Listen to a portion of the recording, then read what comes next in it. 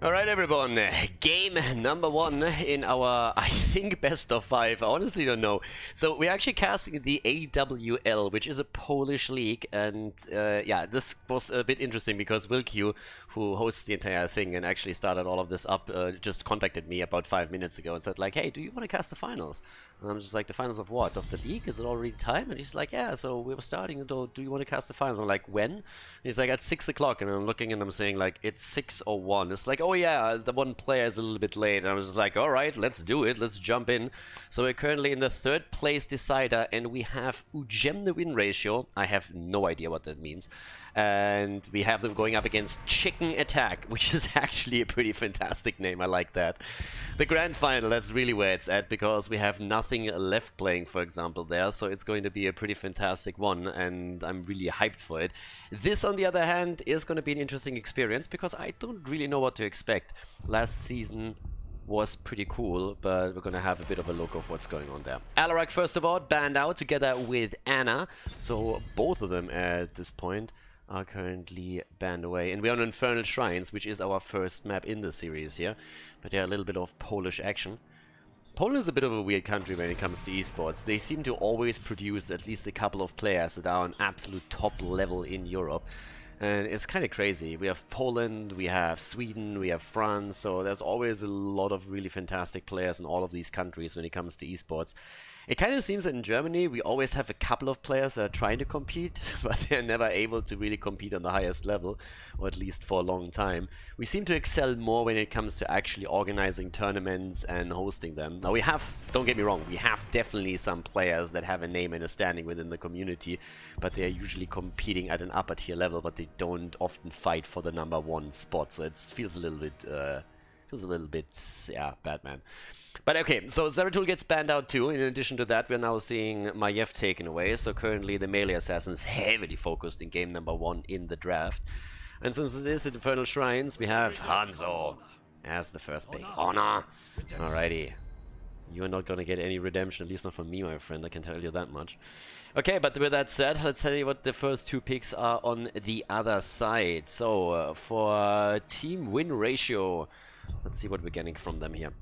I mean, honestly, right now, I would still expect the teams to spec into some of the majors, especially when we're looking towards Jaina these days. Ooh. Here we go again. That is an interesting first pick, like, holy hell. Chromie in the #1 spot? Now that is interesting. Cool skin for her, gotta admit that. But the little sand gnome is usually not really a high priority, especially not in Infernal Shrines. If anything, we see her sometimes on Tomb of the Spider Queen or on Volskaya Foundry. But on this map, this is a little bit of a new one. So an interesting combo that they have here, together with Tyrande. Let's see if that pans out. I was talking about mages, or I was about to, but I didn't really figure her in. I was more so talking about Jaina, maybe Kel'Thas, or Gul'dan. But now we have Alexstrasza on the other side, we have Birch on ETC. And Alexstrasza, especially with the Dragon Queen, pretty powerful there. We've actually seen her a lot in the Division A, Division S North America playoffs on Infernal Shrines. Was played a fair amount already. There's the Gul'dan ban, which still leaves Jaina and Kel'Thas on the board, so our little Song of Ice and Fire can still be played out by the teams. Whereas the next ban could target a frontline, to be honest. I mean, we have ETC, obviously, but he can also take the top position for Chicken Attack. I would still assume that they're going straight into ETC as the main tank and drop someone else onto the off-lane, but you never know. With a nickname like this, I want them to ride the Golden Cock, by the way. That's the only mount that I will accept with this team name. There has to be a certain standard that we need to apply here. Junkrat gets banned out as well. And that leaves us, I mean, still with a fair... We could even see Vala again. She has been played a lot more in Infernal Shrines now, since the buff to her hit point pool and also the slightly changed, well, not a slight change, but the changes to, let's say, her level 16, for example, the Seething Hatred. So a good old multi-shot build with a bit of a hybrid with a Hot Pursuit on level 1 would do wonders here. But you have a few other targets too, and they decide to go into Genji. Genji and Nubarak Tyrande, a little bit of a sniper comp that they're executing. So that's kind of the idea behind Chromie, I would assume. Normally you see that kind of setup more with Jaina, and she usually figures in pretty nicely into this, but they decide in favor of the Sand Gnome, and let's see what else we're having. There's the Jaina pick and Diablo. So ETC is actually on the off lane after all. But we still see the Jaina pick. So that's the AoE on the Shrine together with Hanzo, together with Alexstrasza. Dibble's not banned out and therefore locked in. Pretty good setup actually. I like the Diablo pick here in particular. If Triple Dot knows what he's doing, then I think we're going to see a lot of wall stuns from Diablo and a lot of damage from him too. But the last pick comes in for team win ratio, and what's it going to be? We still need them with an offlaner, and it is Illidan. Alright, that has taken a quick twist here.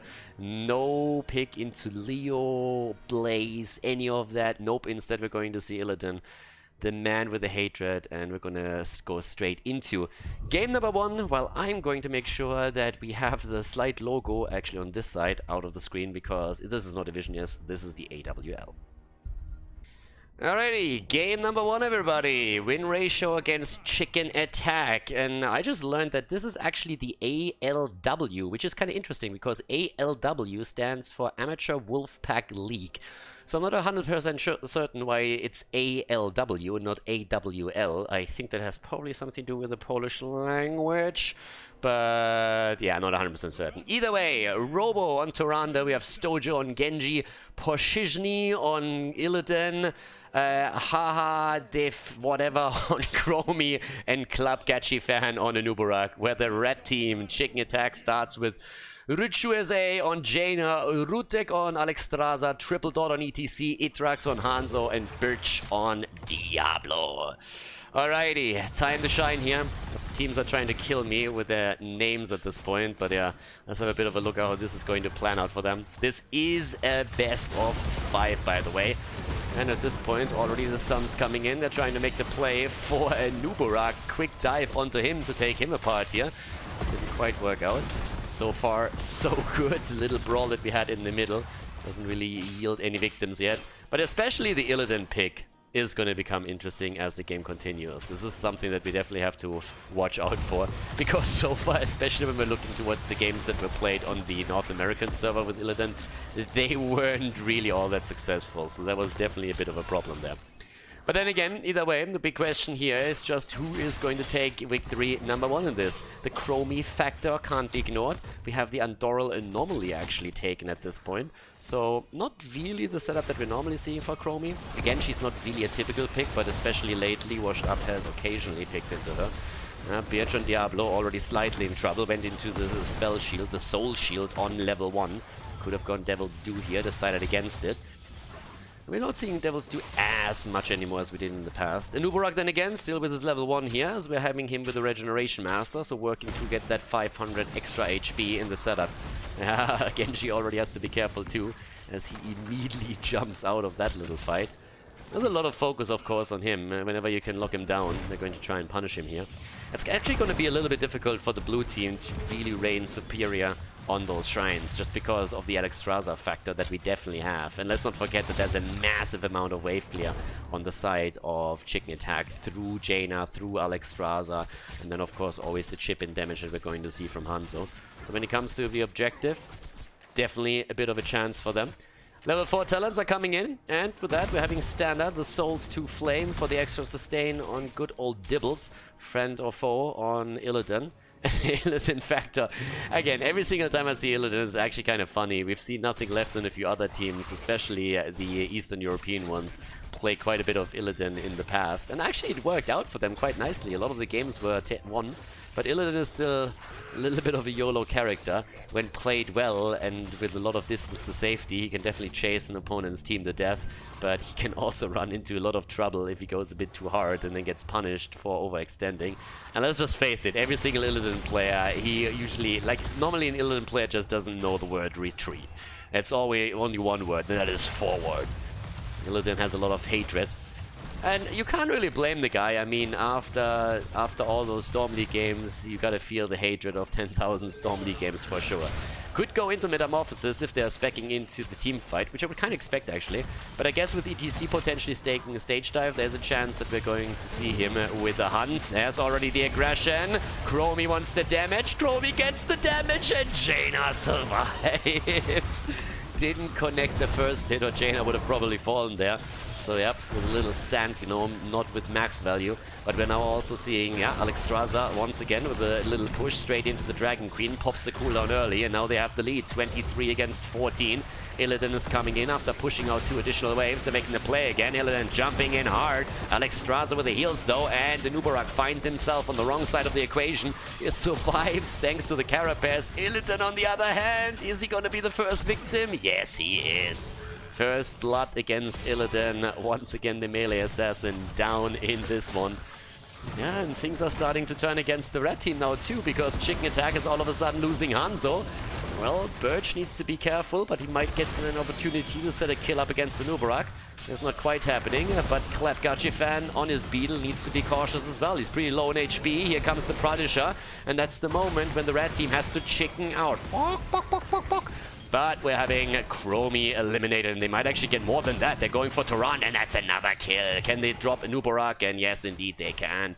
Their chickens going in hard and doing actually a lot of work here. And those kills come at a perfect moment in time. I mean, if you think that through for just a moment, they not only did take the Punisher, but at the same time they also dropped 3 heroes, which means that there's no real defense. We're having the Punisher baited over. The interesting part is that they actually don't get anything done here. They finally break through the wall, and that was needed, but it's a little bit late.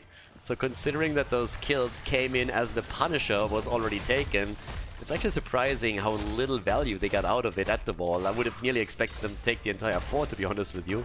But Genji baited the Punisher in and did a pretty good job at defending and baiting him through the entire setup there. So with that, we have now also the temporal loop taken. The chickens, by the way, riding their little cocks there. So, well, in this case, it's actually like pretty big cocks. I mean, they have to carry Diablo and a lot of terror. That's never an easy feat. But I have to say, I mentioned it already during the draft, that I am very happy with the choice of mounts that we're currently seeing from the boys. If you have that name, then you definitely need to also follow it up with a proper mount. I'm still not quite sure where the money picks are. I mean, we have Chicken Attack here. I don't know where Money Oink is, or whatever you would call that team. But I would assume that we're going to see them in the Grand Final, because if you ride a Majestic mount like the Money Pick, then you just deserve a place in the Grand Final without even playing for it. That's at least my opinion. And those are just objective facts. I mean, I don't know what else to tell you. Illidan also dead again. There's also another fact, and it's kind of in line with the normal Illidan play that we're seeing. He obviously doesn't really have the advantage of rocking a double support on his side of the team, so that's a little bit of a problem. We're having, again, the camp about to be taken down at the bottom of the map. And of course, 4-team win ratio. That win ratio, by the way, so far at 0.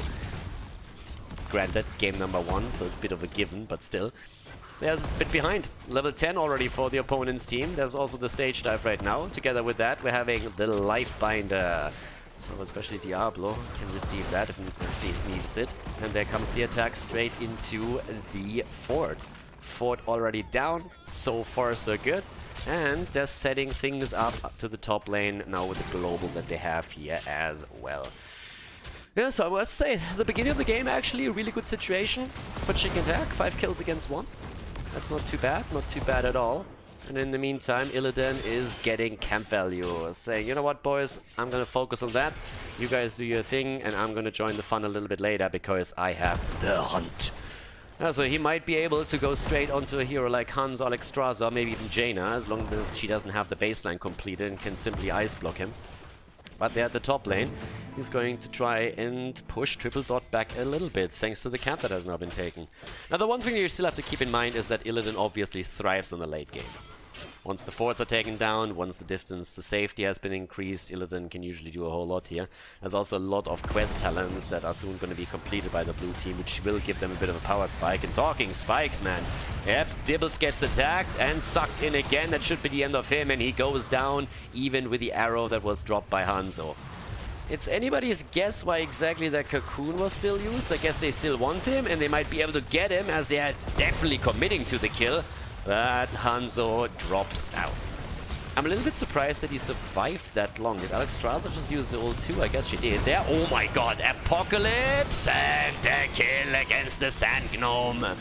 Chromie is down, and they're trying to focus their attention now onto Nubarak, and he is dead as well. Might not be the only one, as Genji has to X-Strike away, is hoping for his cooldown on the Swift Strike to come back. The attacks are already coming, he's on the run. Swift strikes out just in time to save his bony ass. Genji survives, Chromie is back, and Nubarak is down for another 5, but the Shrine has started, and with 7 kills against 2, Chicken Attack is now moving in and trying to peck down those minions. So far doing a fantastic job with that.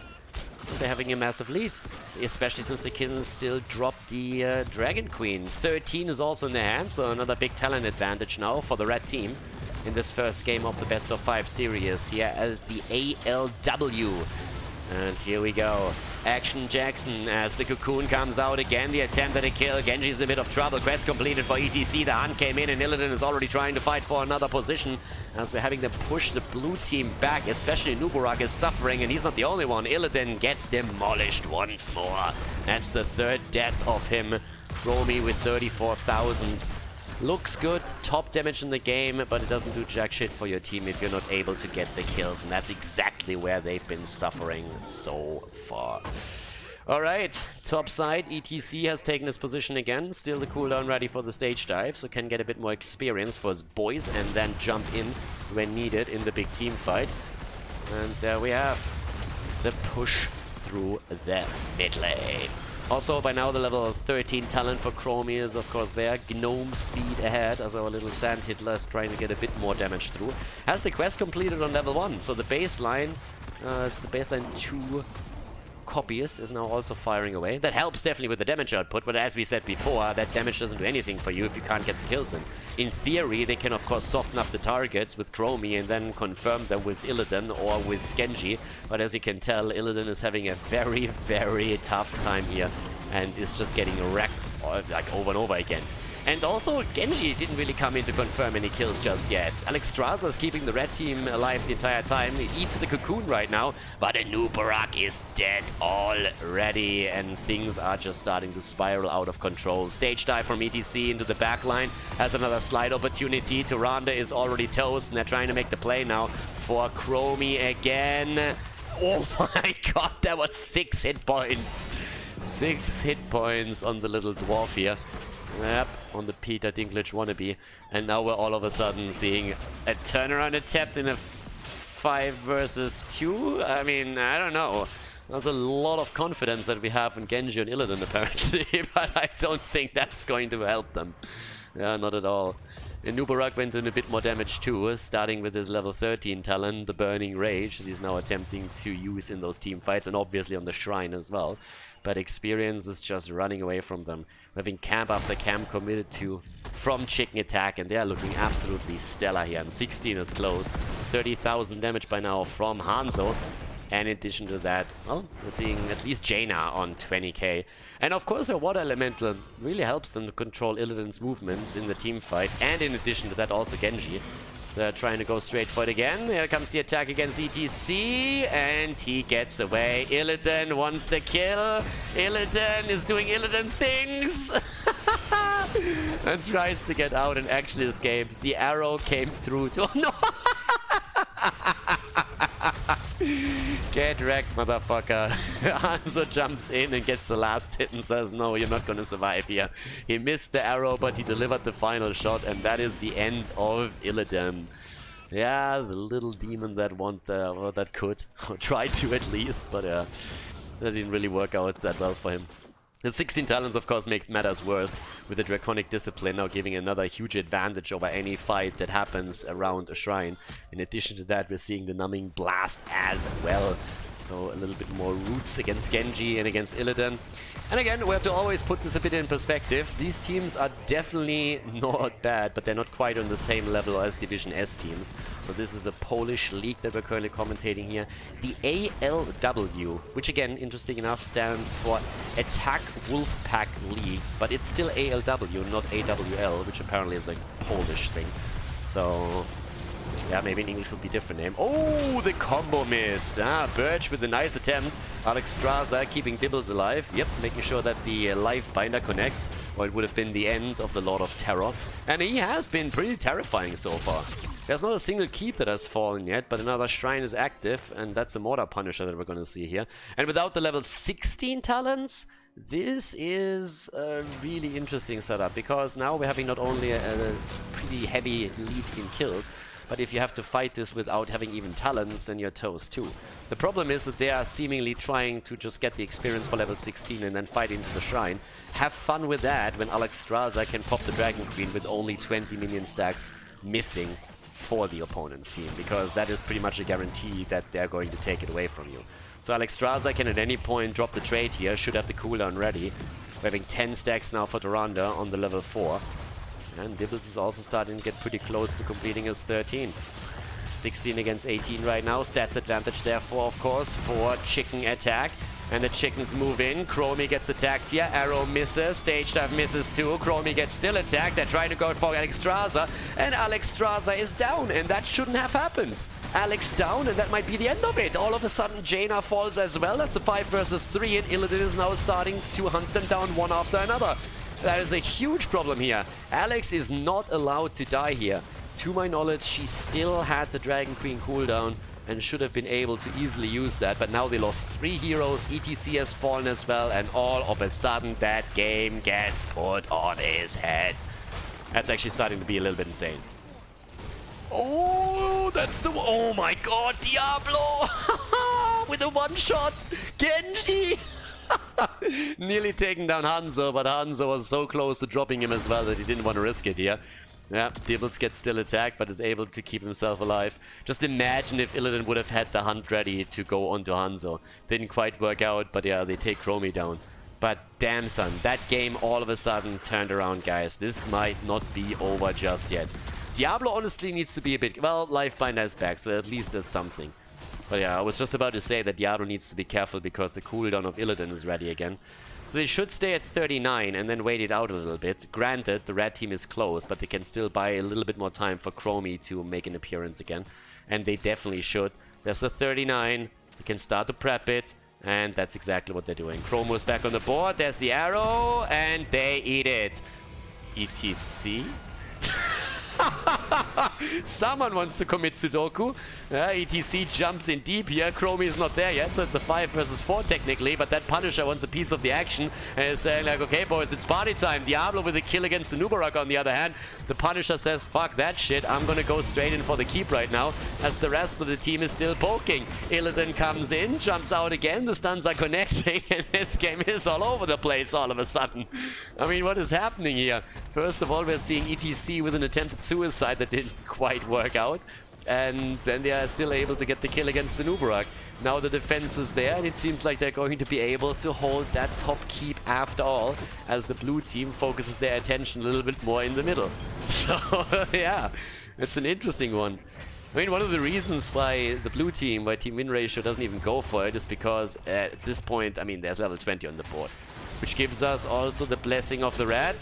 Diablo might need some help. And Chromie gets killed again. Soloed by Dibbles. That's the second time that that happens.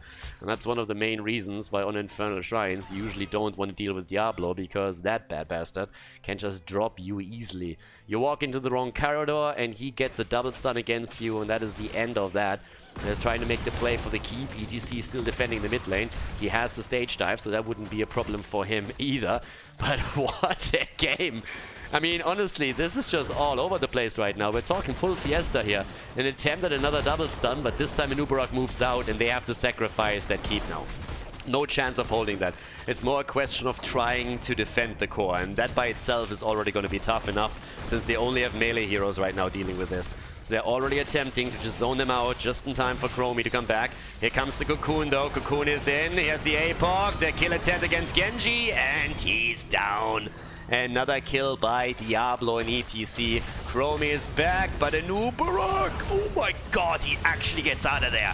Nubarak is out, the core is falling though, 80% for the time being. They're going straight in, they're trying to defend it. ETC gets completely controlled by them and falls, but Illidan is trying to drop the targets. He gets Alex. Does he get more? He needs to get out. out, and he dies. 60% on the core. ETC now down as well. I don't think they can end, boys. They won't be able to end. Jaina's already down, and Chromie is just absolutely going for it, but eats that shot from Hanzo. The core is still alive, though. The game is still in. It's not over until the fat lady sings. And right now, we're just seeing some of them retreat here. Yeah. Oh my god. Okay, so 62% on the core. Let me have a look at the damage output. 20 is, by the way, now ready on both sides, which for Illidan means that he went into the Bolt of the Storm. We're having also the Piercing Sands. 87,000 damage by Chromie, and finally also a few kills in by them. But you look at the kill count, and it's 21-8. That game is all over the place right now. It's honestly a bit crazy and a bit awesome at the same time. We're looking at a first game that is just fantastic. I mean, seriously, there's like 3 comebacks that we had now, 3 6.5 out of 10 moments, and the fact alone that they just held on to the core with 62% on it is pretty insane by itself. There is a chance of them definitely to take this pack, because they could win the fight over the Shrine now. If they can get a quick kill against, let's say, Alexstrasza again, that would be all that they need here. So, Illidan is already sitting there. The chickens are ready. They want to go straight in for it, and they're starting it up early.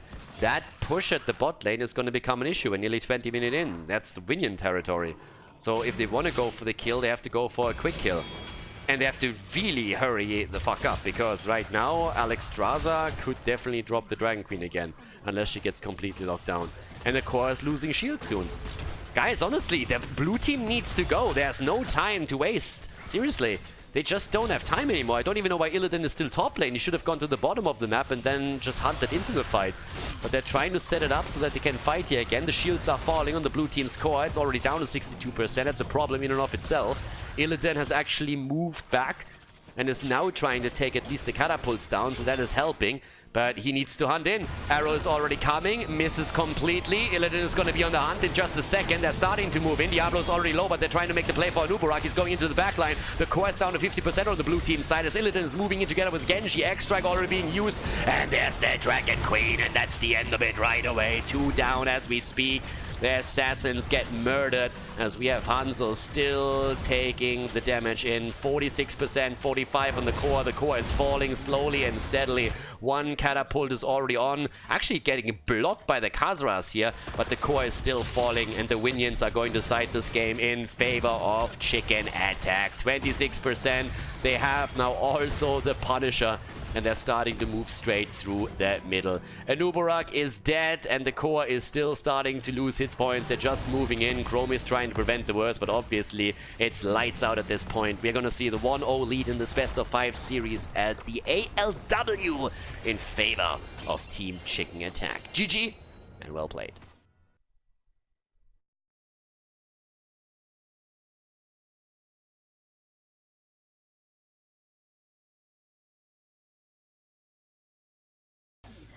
Game number 2, everybody. Tomb of the Spider Queen. Ujemne? I have no clue.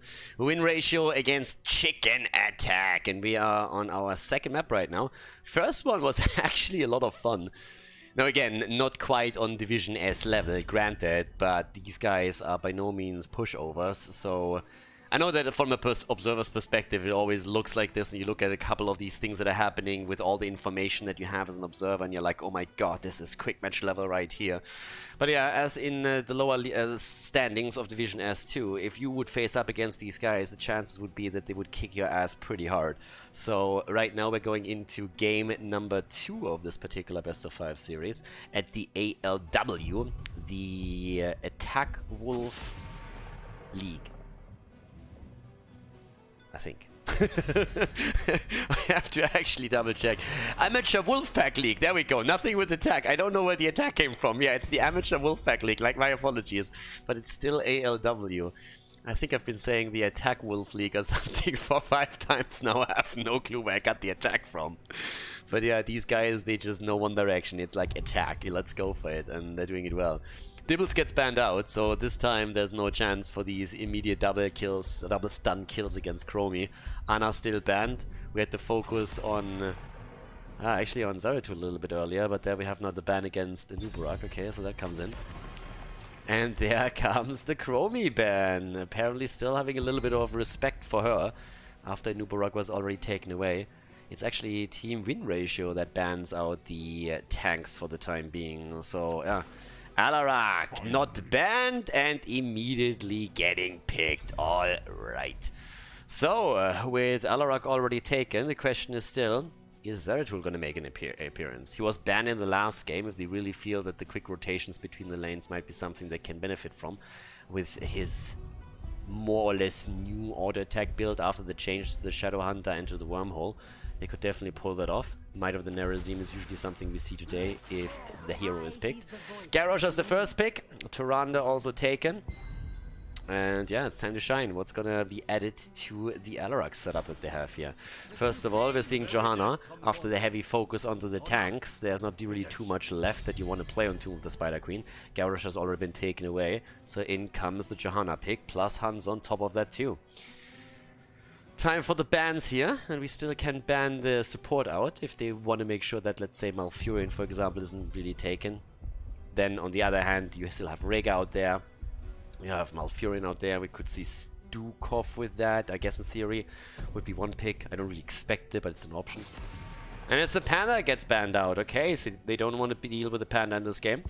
Fair enough. We've seen a lot of him actually, not only in Division S Europe, but also Division S North America, who has been played a lot. And it's time to ban something out on the side of the team win ratio as well. In terms of damage, I mean, with Tyrande and Garrosh already taken, I still expect a bit of burst. I could see Jaina if she doesn't get banned out again. They did well with Jaina, and it's Jimmy that gets banned instead. So more so focused on the auto attacks. I mean, again, Hanzo is already taken away, but you can still go into even a Vala setup if you want to. We talked about this earlier. You could easily play Tacita Vala here, just to give one more example. But again, if you're looking for burst and if you really believe that your tank and your support can work well together, you want to have Jaina in the mix, as I said before, and there we have her. Jaina taken, Thrall also committed to. Very likely going to be seeing him on the bot lane. And that leaves us with 2 additional picks now for the blue team. The last 2 picks for them as well. Now with Alarak, you can either have him in the 4-man if you draft another melee onto the bot lane, or you can have him as the bot lane hero as well. That obviously limits his movements in the early game quite a bit. But sometimes you just need to go into that. As Arthur's, okay, therefore our bot lane is already set up. And Anduin is coming into with his little Tron outfit here. That leaves us with the last pick for Team Chicken Attack and the Chickens. What are they going to go for? They still need, well, a little bit more range damage or another melee. Could go for both, depending a little bit on what they're trying to set up here. But with Thrall, you have fair damage with Jaina as well. You could add another auto attacker though. I'm actually surprised that we haven't seen Li Ming in any of the games yet, but then again, game 1 was an Infernal Shrine, so maybe not too much of a shocker. Here comes Leo, not swiffering anything here. Instead, we have the Space Leoric skin. Alright, so either way, Tomb of the Spider Queen, game number 2. It is a best of 5 series. We're here at the ALW, and this is the 3rd place decider game as we're heading into Tomb of the Spider Queen. Game on, ladies! Team win ratio with Haha on Alarak, Robo on Anduin, Club Gachi Fan on Johanna. We have Pochisni on Arthur's and Stojo on Hanzo. Ooh, trade build for Arthur's. Alright, let the damage rain. For the red team, Rutek on Tyrande, BH on Garrosh, Triple Dot on Leoric, Itrax on Thrall, and Richu on Jaina. Alright, time for some action here. Let's see if the blue team can actually claim a victory in the 2nd game and tie the series heading into game number 3. Or if they are able to, or if the red team is able to get the 2-0 lead here. So now, first of all, on level 1, the ruthless momentum already taken, the bold strategy, and more interestingly, the internal hunger. I don't know, but this is actually one of the builds where I feel the talent doesn't usually give Arthurs as much as you would think with the auto attacks, but it's a pretty cool one to have, because it's just that theoretical end-game damage that can really push Arthurs into an absolute power position. We rarely see it, but it's a talent that you take oftentimes also just for the mana management, since you obviously gain a big reward after you hit the first 10 here, so that's a big one. But yeah, the damage output in particular is going to be pretty interesting if the game continues to, I don't know, head into the late game. Especially if it decides to go into additional talents on level 13 and 16 for this particular setup. That might be something that he's tempted to do here. Having still now Thrall at the top lane, Echo of Elements for him. Leo, by the way, with the Austin's Renewal as his level 1 talent. And the rotations are actually in. I mean, again, we're talking about a fair amount of wave clear. Alarak, thanks to Arthur's taking the bot lane, can now easily join the 4-man. Here comes the attack against Arthur's, and he's easily going to get away from this one. That was a little bit too obvious. I mean, the Captain Obvious just called and he wants his gank attempt back. But Arthur's had no problem. Stayed on the mount, which was actually really important here. So he identified very quickly that he's going to be in trouble at the bot lane if he does actually move into the lane itself, especially with him not having vision. So it was a cool move by him. Gets a couple of stacks together for his level 1. That's already highly important here. And still holds the experience. Doesn't really get any assist just yet. I mean, Jaina is currently just looking in and saying, like, Leo, do you need a little bit of help there? But he's fine. He's not really fine as Garrosh then again, so he needs to be cautious, and that's exactly what he does. Moves back already and gets healed by Tyrande as we speak. The two teams just more worried about grabbing a couple of additional gems than anything else. Now, obviously, the bot lane at some point is going to become a high priority for the teams, as they will try and go straight in for those siege giants. But the first thing that happens is that Alarak gets wrecked. Alarak goes down, and there might actually be a second kill too. Oh, Anduin with the plays. Yeah, also the Iron Skin coming through, but that was nearly a problem. And look at Arthur's Icy Talons taken on level 4. Likely to be the Rune Tap on level 7, but that all of a sudden makes the level 13 and 16 variations a lot more likely, that I pointed out earlier.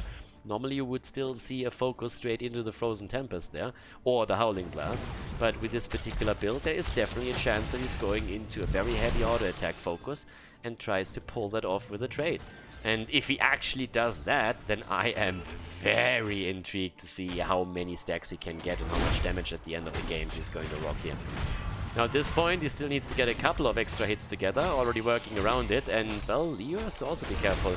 He has the extra drag, but Arthur's can get some stacks in. You don't have the same sustain as your opponent. Again, Leo's Drain is pretty powerful. What's also powerful are potential kills against Thralls, and damn, Tyrande with a save here. And this could be a dead Hanzo, and indeed it is. Hanzo is down. That was a good start for them. Now we're having another big push straight into this. This is a 5-man, obviously, but Anduin again with the save, and this time Alarak is able to survive, as we're still seeing Arthur's at the bot lane. He holds 21 gems and has now to move back. Both of the teams, by the way, have the gem count they need in order to get a full turn-in, so there's interrupts everywhere, and especially with the flashlight, there's obviously a chance for the blue team to make that happen pretty easily, thanks to Jojo herself. If Arthur's turns those 21 in, it would be a pretty easy setup for them. Top lane, again, a little setup here with Alarak. Level 7 talents also now ready.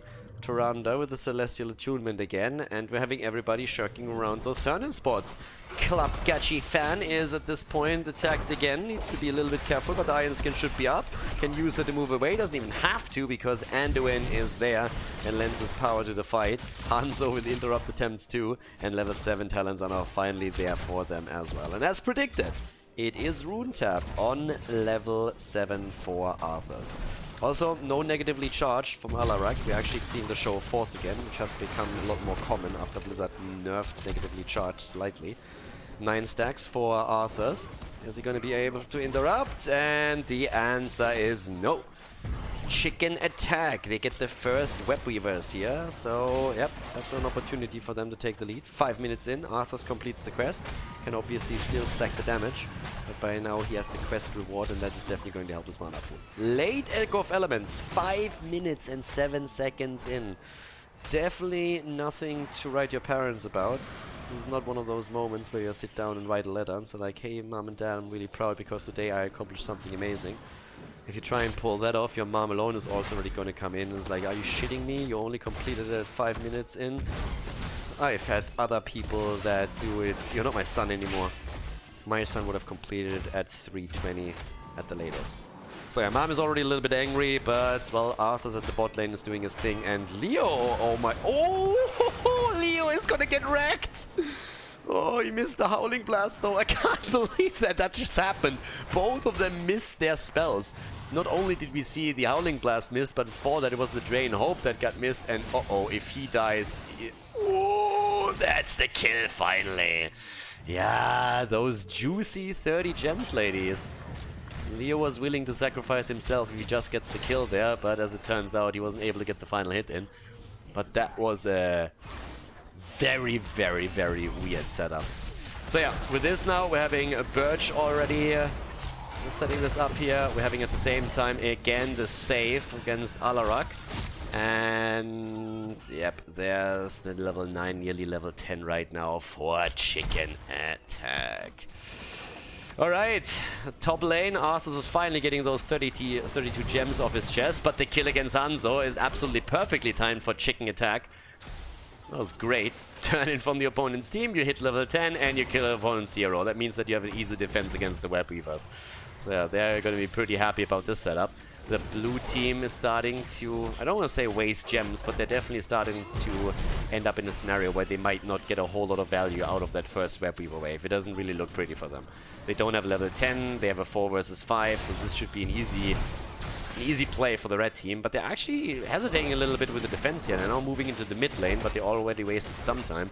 Level 10 abilities are now ready for both teams, and Hanzo is back too.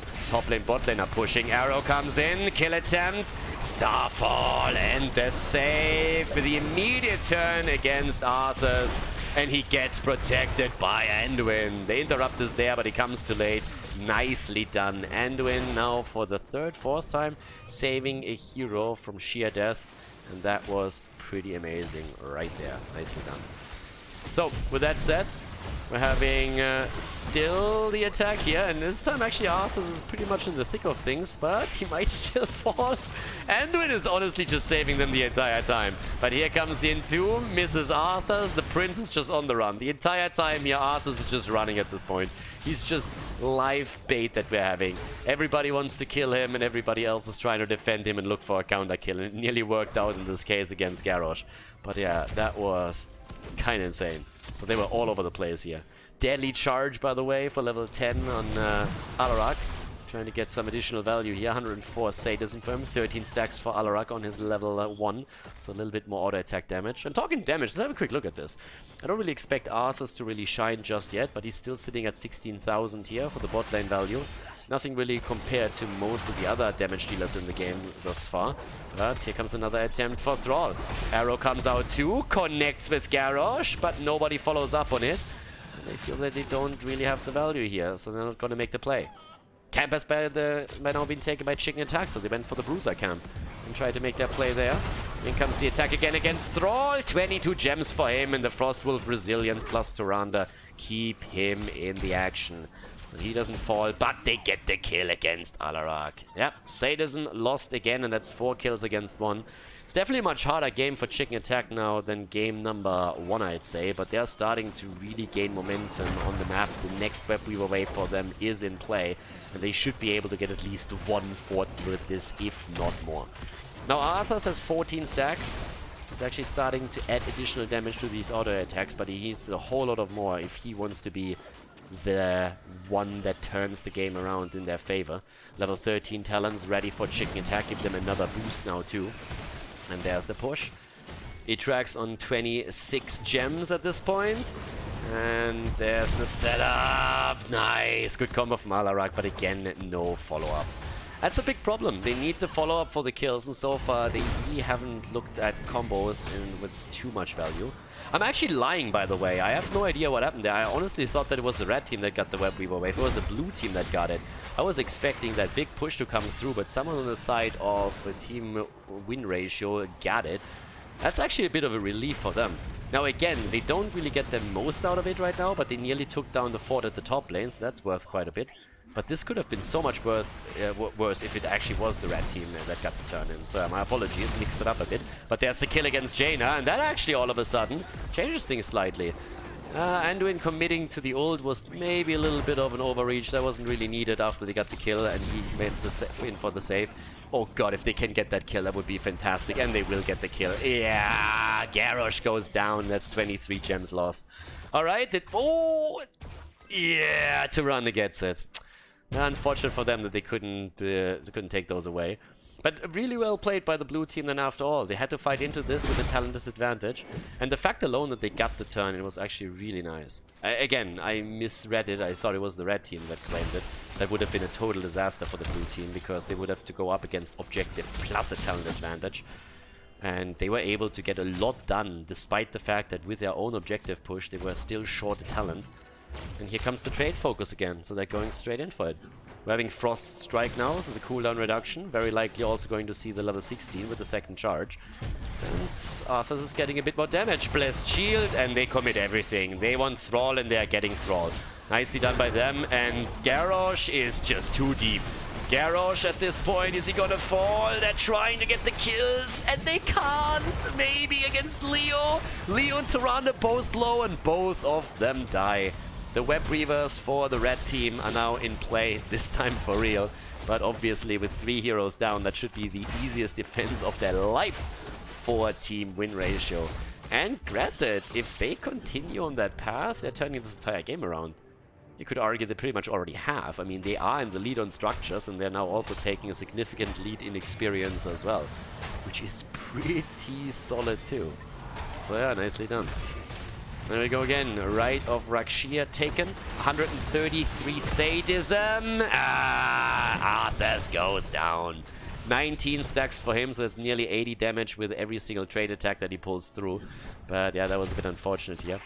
Yeah, and again, going into the show of force here. So the patch reduced the extra damage that you gain through every stack of the negatively charged from 5% down to 4%, and ever since then top level players started to adjust their build a little bit, and both of them are still played, so you still see negatively charged, but definitely the setup that we're now having with the show of force is also quite powerful. Problem for Alarakov is, of course, that thanks to the death that we just witnessed, he's now down to his 90 sadism. That doesn't really help him, so that's actually a really unfortunate scenario. Johanna, the only hero that hasn't died in the game, by the way, the only one that hasn't made it at this point. But yeah, top side. The boss has so far not been attacked by any of the teams. We have 42,000 damage for Hanzo and 34,000 for Thrall. You look over to Arthas and he's sitting at 27, so he's a little bit ahead of Leoric when it comes to the damage output. Again, late game, especially past 16, is what really will become quite interesting, because if he can stack diligently on his trade, he might actually be able to get a huge amount of auto attack damage out later on. So there it is. Frostman feats already taken. That's now the 2 basic attacks that he has to that. So that's going to make it really interesting, especially with everything else that he has comboed off now. They try to get the kill after the swap. There's the Entomb, there's the Sundering. They're trying to go for the kill. Starfall used, and the kill against Alarak again. They're trying to get Arthas, and he's trying to move out here, but yeah, unlikely to work out for him. Nope. He's trying to get some damage through, but that ain't working. So now another 2 kills against the blue team. Very well done by them, by the red team. And Chicken Attack is starting to mount the big cocks here to ride to potential victory if this game continues this way. But for now, they still have to take a 4th down. They have 9 kills against 6, and they got a fair amount of Web Weaver waves too, but they still haven't taken a single fort, which is definitely a problem. So, yeah. At this point, we're having again the attack. Leo at the bot lane is finally delivering the last blow to one of the main structures, the outer structures here. The lead in experience is also in their hands, but they are still a few gems shy of having another turn in. They're working on it for sure. The blue team has enough gems already. 21 stacks by now. For Arthas, by the way. And also the 16 talent now for Thrall with Thunderstorm starting to gain good value for him. Iceblock for Jaina is ready too, which is obviously highly important for her, considering all the stuns that are being thrown out here and the aggression that we are seeing from Alarak. Even though, granted, he is having some trouble surviving in most of these team fights. But they're looking for the fight again. And here's already the Blessed Shield as it comes out. The arrow, the Sundering, they all committed to. And that's the end of Johanna. Jojo is down, the ult being used immediately, and no interrupt for a long time. Anduin with another nice ultimate here, but he has to save the rest of the team, and especially Arthas is in trouble, but the trade comes through. They're trying to make their play now for... and Alarak goes down again. He's getting murdered in these fights now, and that's another double kill. Alarak has fallen 5 times, and at this point the call is made to move straight up to the top and go straight for the boss, and that shouldn't be any problem whatsoever now. 11 kills against 6, and they are looking powerful here. They can try and go for the turn-in, but so can the team in blue. So they are currently trying to trade the boss for the weapon wave. The problem is they're a little bit too late. Thrall already committed to it, and that means that we're now seeing the boss push together with the objective. And that is a disaster for the blue team. They are in a really dark spot now. They have to somehow try and defend against this, but 16 minutes in, that boss is already doing a fair amount of damage, and in addition to that, you have web weavers coming through. Have fun dealing with that. The top lane push is going to be incredible. And in the middle, the fort is obviously going to fall. And that's a fantastic Entomb against 2. They're trying to get the quick kill against Garrosh. Here comes the taunt potentially. Yep, there it is. The Warlord's challenge. And they're trying to get the kill. But Anduin again with a save. Keeping his boys alive. Trying to heal them up here. But the fight isn't over yet. And especially Robo is incredibly low. But survives. Johanna, though, not that lucky. And Alarak is dying again. More dead alive. And at this point in the game, level 20 talents are now also ready for them, which gives us the Buried Alive, the Winter Mute, and this is an absolute unmitigated disaster for the blue team. Again, they're trying to defend somehow. Hanzo with 40 gems is attempting to stem the floods, but that endless barrage through the top lane just continues, and the Web Weaver have now started to attack the keep at the bottom and in the mid lane. This could definitely be game. One keep is already down. They're looking for the core. Bot lane, mid lane, all getting attacked here. Here comes the Buried Alive, and that's the end of Hanzo. Yep, that's also 40 gems down the drain. Arthas is trying to recover them, but that is his demise as he gets focused next. And this is it, that 2-0 lead in the best of 5 series. Chicken Attack taking the victory on Tomb of the Spider Queen and setting themselves far ahead in this best of 5 series at the ALW.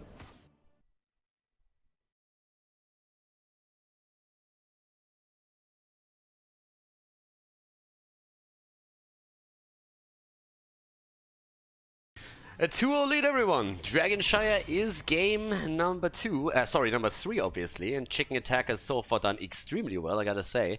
There were a few moments in the last game where we could have seen a bit of a comeback, I want to say, from the blue team, but it didn't quite pan out that way for them, especially when that boss then was taken. I mean, that call, seriously. The team fighter was won beforehand, and then the call to go straight into the boss, and them turning in just before the blue team was able to get their turning completed. That was actually the nail in the coffin, the final one for the blue team, because that is just something that you cannot stop at all.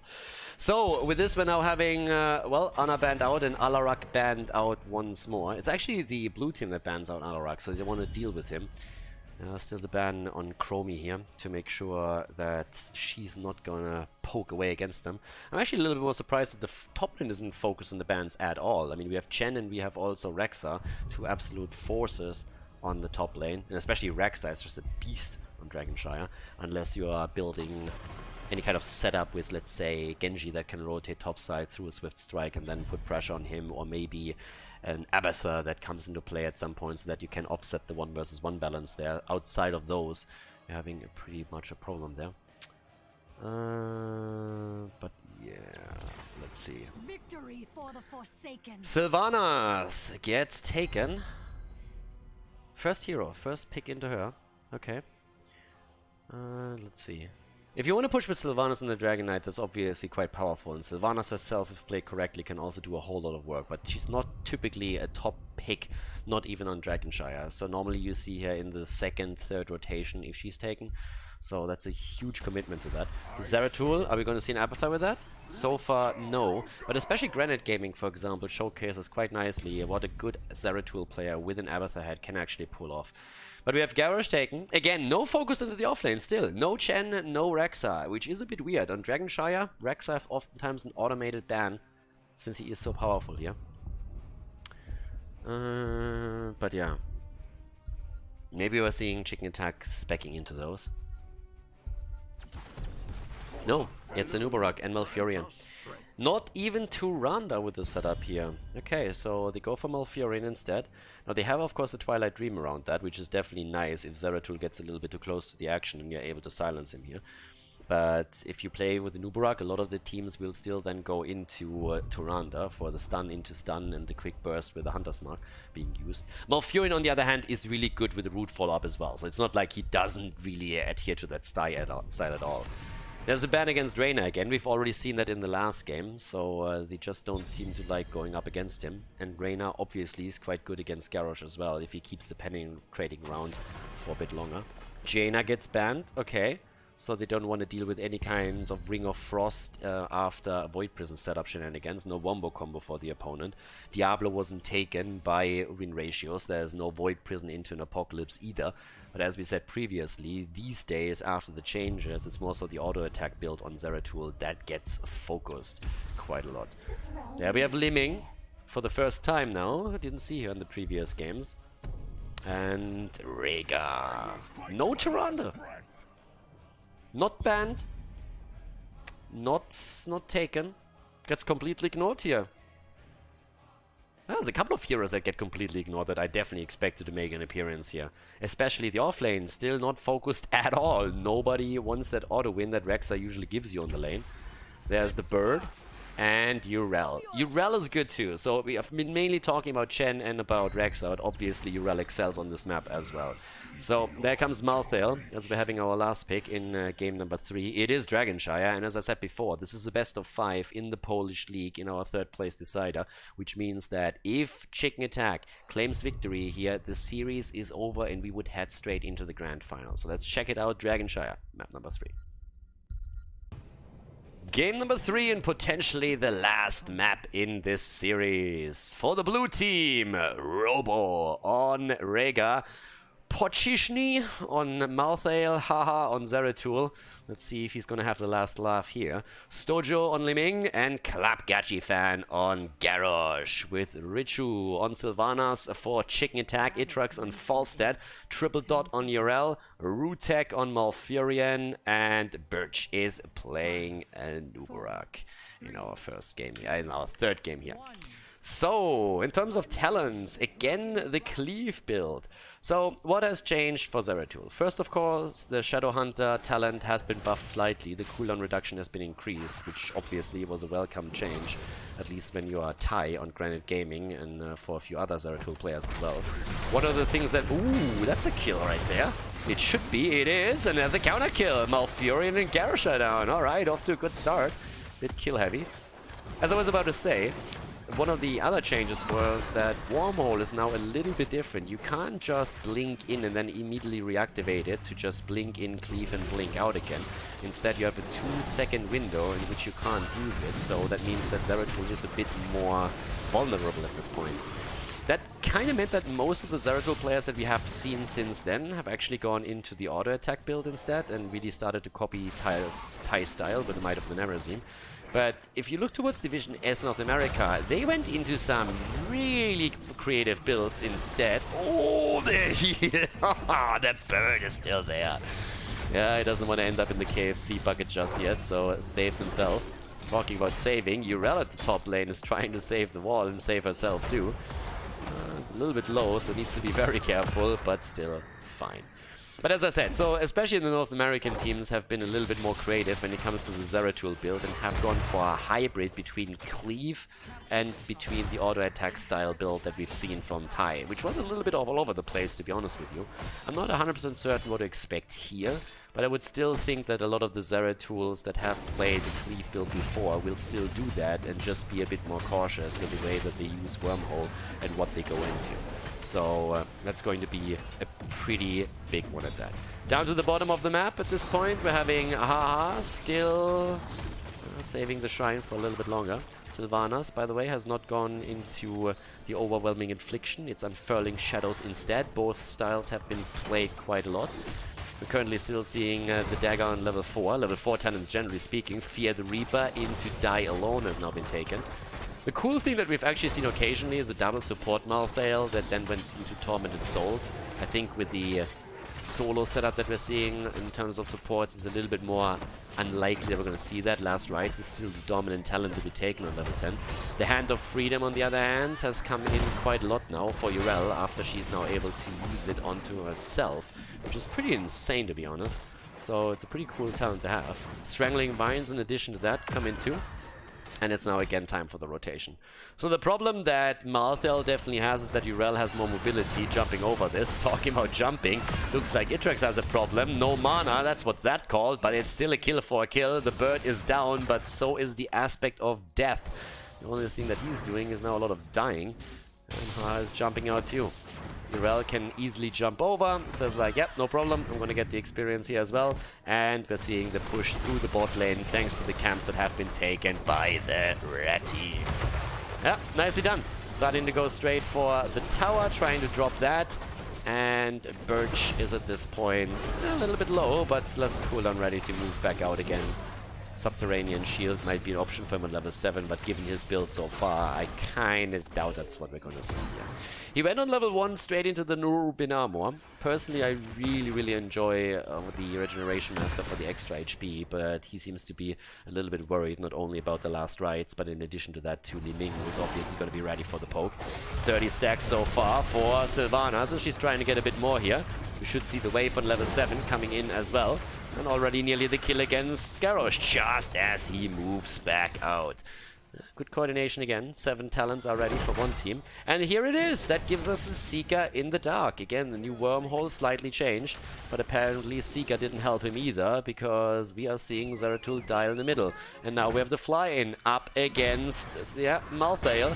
Can they get the kill here? They're trying to, and, well, it depends a bit on Urel. Already going straight into the Divine Steed and is trying to hunt him down, but it's not working out just yet. I've been brain farting a little bit, by the way. The wormhole cooldown is not 2 seconds. Kind of mixed that up a little bit. What's 2 seconds is in Warcraft 3, the window that you now have with the Blade Master, who got a very similar treatment to Zeratul when it comes to his Windwalk use. So my apologies. Bit of a mix-up there. Still a pretty big window where Zeratul players now have to be a bit more careful, and that's one of the reasons why we're seeing Seeker in the dark a little bit more often. As it stands, Zeratul is currently going for a bit of a revenge kill against Urel here. Bot lane still getting pressured. The beauty of pushing with Anubarak is of course still that you get quite a lot of stacks, or well, a lot of a lot of beetles spawn that can still soak the shots there. Also, the Festering Wounds. We kind of expected that to come into play on level 7, as mentioned earlier, so the stacks will now be a lot easier for Sylvanas, and she definitely needs to hurry up on this a bit. At this point, down to the bottom of the map, we're currently having Stojo sitting around. Here comes Richu. No Dragonite just yet. A slight lead for the blue team. I mean, again, they really need a win right now. They want to, of course, set up the first of many wins to come. If you want to go for that reverse sweep, you now have to win 3 in a row. They're definitely in a dark place when it comes to the performance in this series so far. Should probably not say performance, but definitely when it comes to the outcome, they're trailing behind. But if they can start a comeback here, that would be pretty solid for them. 10 abilities are a little bit quicker, which means that we could see a last right kill now, if he plays that correctly. And there comes the bird. He might still get the last right kill, and he's gonna get that last right kill, and they're actually gonna get the bird as well. Yep, there's the kill, and that is 2 down in the first stack for Malthael. That doesn't get much better than that. You get level 10, you get the immediate first stack. We're having now again the Might of Nerazim taken. No setup with the Void Prison, nothing really to set up here. And here comes the channel. The interrupt is there, but it seems that this is going to be the only one. Malfurion is thinking twice about moving in deep enough to get a Moonfire through, especially with Zeratul just sitting around, and that is that. The Dragonite comes through the middle, level 10 abilities are there for the defense, for chicken attack, but they gotta be careful. If you have a Dragonite moving in, it's easy to chicken out, especially when you're the bird. So a flying chicken over here is trying to solo handle the Dragonite. That's not gonna pay off anytime soon. Haha comes in again, and so far he is definitely in a pretty good spot here. They're taking the fort in the middle. They're doing well. The one surprising thing, I mean, not really that surprising. I was actually looking at the abilities there for just a second. Oh well, wait a second. What are they going to get for this one? 25 seconds left. Could go down to the bot lane and try and open at least the wall up. If they get the fountain, that would be ideal for them. quite. Dragonite still poking away. Breath of Fire being used. That was a bit of a punt move. He went into it during the sprinters. I was trying to get that done.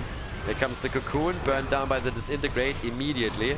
That's the main reason why you take Sylvanas every time against the Nubarak. There's another kill and another stack, and that's 10-second on the cooldown reduction for Malthael. Our boy is stacking his ult quickly. 8 minutes in and he already has 2 stacks for himself. There's another kill as Li Ming comes in and drops Malfurion. And wow, someone definitely annoyed the blue team. Team win ratio, they're currently sitting at 0%, but they're going to try and push that up to 33 as they're just rocking through the opponent's team. Yeah, they are hungry for a little bit more, and Chicken Attack is currently falling apart here. This is a 2-level lead that we're talking about now, with 2 forts destroyed, and now a camp about to be claimed at the bottom of the map to set this up as well. Nicely done. And they're trying to go for even more kills. They're going straight into the mid lane. Can they get the throw? Yep, the throw, the stun, and the kill. But there's counter-aggression this time, and that's 1 down, 2 down. The chickens are starting to pack back. These are very aggressive chickens that we're talking about here. Very aggressive chickens. That's why they're so tasty. Indomitable End. Yeah, Indomitable is in play too, but Inevitable End is what we're seeing on level 13. That's a talent that we now have together with Earth Shield, which allows obviously to get the additional second that you might sometimes need to get the ancestral healing through. In terms of the damage output, we're seeing Malthael at 24,000, thanks to the last rights that he's getting through so far. So, yep. With that, what else do we have? Starting to move straight into the camps again. Falset is obviously trying to also stack the windman. 24,000, 21,000. And yeah, the bird. That's one of the best skins. The sound effects are just fantastic for Falstep. There's the Ancestral. They're trying to go in again. Could get the 3rd stack. And the Gust and the immediate Cocoon blown down. And that might be a kill. Yeah, the ult isn't ready. Where's the last rights? Oh, the silence! And the double kill. Nicely done. Great Twilight Dream from Malfurion. Very well played. I think there was a chance for Malthael to get a last rights in, but honestly it was very close, so in this case he decided against it. But yeah, nicely done. Starting to jump in again, trying to get another kill set up. 11 kills against 7 right now. It's a 5 versus 3 though, so you gotta be a bit cautious, trying to prevent the Dragon Knight. That would be the first objective.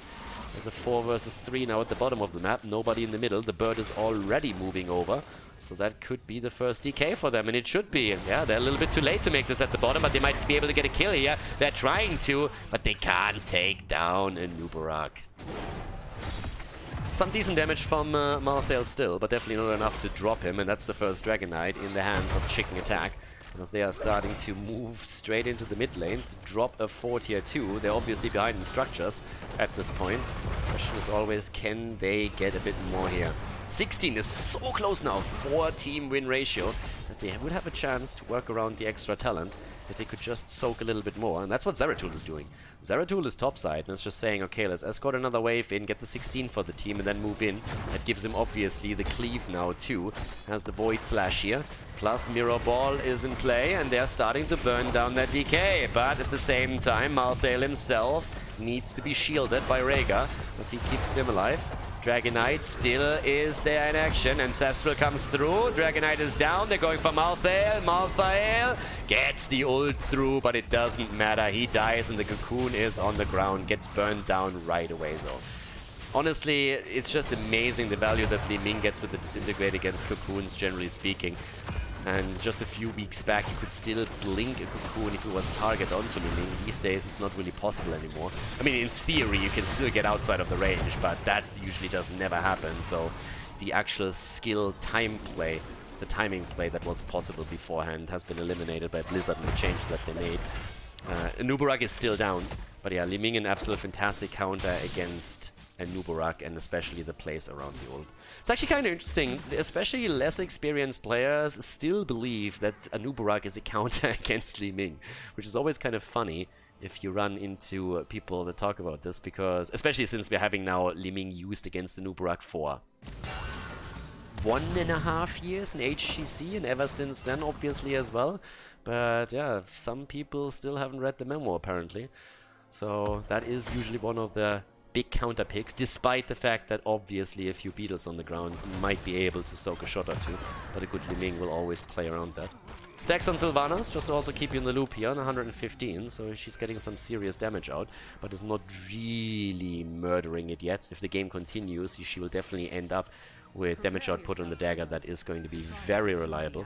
We have 40,000 for her for now, still top damage in the game, followed by Falstad, but Malthael wants to have his points back. He wants to get the third stacks too, because so far is only 2, and the cooldown reduction, if he gets it completed, would be fantastic. Nice Indomitable, and that's the last rights right there. Ult could be used, I guess, and there's the kill. Very nicely done. That's the third stack, and they are getting the counter kill against Garrosh.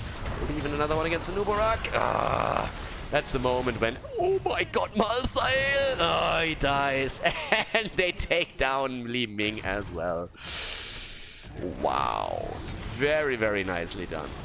That is actually a fantastic setup there. So, yeah. I gotta admit that Chicken Attack is playing this extremely well considering how far they were behind. So they're clawing their way back into the game. And they might end up with another Dragon Knight too. The bottom aggression through Zeratul is very powerful though. And there it is. The kill against Sylvanas, but they still drop Zeratul. Nicely done. It's back and forth the entire time. Oh, Rega! Nice. Survives through all of it, but obviously we're going to see the Dragon Knight now taken by Chicken Attack. Yep, looking good here. 12 against 14. Gets another camp here as well. Has that already started up? They know they have the time, and that puts a push onto the top lane and now into the middle. Now it starts to even out here, and especially the damage numbers that we are seeing for Zeratul and for Sylvanas are starting to contest each other a little bit. Now in terms of experience, thanks to all of these waves pushing in, we're still seeing a slight lead for team win ratio, but that could definitely change soon, especially with a false step push towards the top lane. And this is starting to become a lot more spicy than expected. Rega, by the way, has so far not died. He's the only one at this. He's the only one at this point. Yep, in comes the aggression against Garrosh. Oh, that should be a kill. Wow, he survives. Rega keeps him in play, and he has the balls of steel there as well, not even dropping the Ancestral, just saying like, nah dude, you're fine, you get a shield and that's about it. So now we're having Malthael topside getting the experience for the team. At the bottom, the fort gets wrecked. That Dragon Knight is still going to be active for another 20 seconds, but obviously it's now the hunt, the quest for level 20 talents. No cocoon being used there. Well, it's obviously on cooldown. It was just used a few seconds ago. Is moving out. Malthael is back to business. Is obviously his ult up. 3 stacks mean that he's looking at a cooldown reduction of 15 seconds right now. And they're trying to hold on to their keep. It's an intense third game. It's a fantastic third game, seriously. And win ratio is doing whatever they can to make sure that they will be the ones winning this one so that they can finally bring the game into a 4th map and then maybe even set the series straight into a full 5 mapper. But right now they still have to be careful. They're the first ones to hit level 20 talents, but it's not really a big lead that they're talking about for him. And look at that. No one can stop death. The Angel of Death instead. Alright, so you get the extra heals and the quick completion on your quest talent too, if you get a few more stacks after this one. Wind Tunnel on the other side. Seraphim for Urel. No surprises there. Rewind for Nubarak. We're having on top of that the Shadow Mending. Rega also with the rewind, and they're starting to go for the play here. Already the wave comes through again. 143 stacks now for Sylvanas. The damage definitely starting to stack up for her. Malthael needs to be careful. He went a little bit deep here, but maybe he can get the ult down. They're trying to get the kill against the Nubarak, and that should be an ult. That will be an ult if they can get through the silence. Where's the ult? Drop it, and he doesn't. No heals, no fun, and 3 kills against them.